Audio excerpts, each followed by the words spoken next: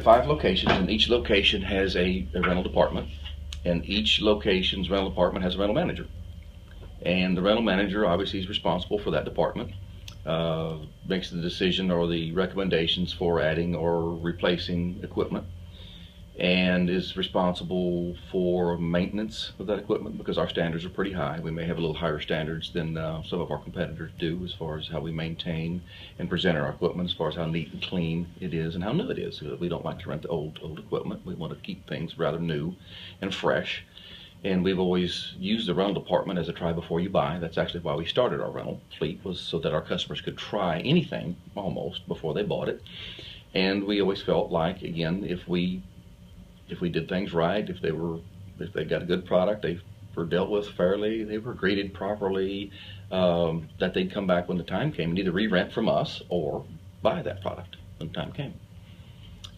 Every manager receives a P&L monthly, and that's how we basically, that's their report card.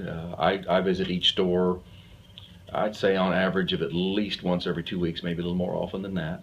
And I walk the yard, we look at the equipment to make sure that they're nice enough, neat enough, clean enough, again to our standards, that they're maintained in accordance with the operator's manual, or even more often as far as the servicing goes. And they will make their recommendations on products that they think they may have a need for.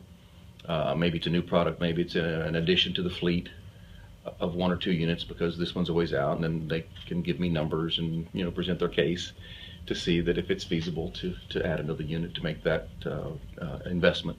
Right. If we think it's feasible to as far as on the payout, right, return on the investment.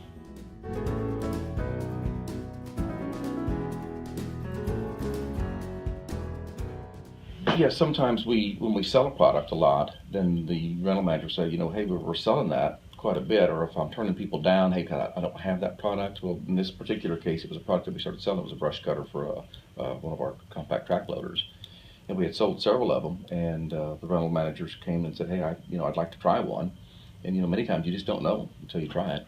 And it was successful, and now I think we've got 4 or 5 of those particular units at our stores, and it has been a nice addition to our fleet.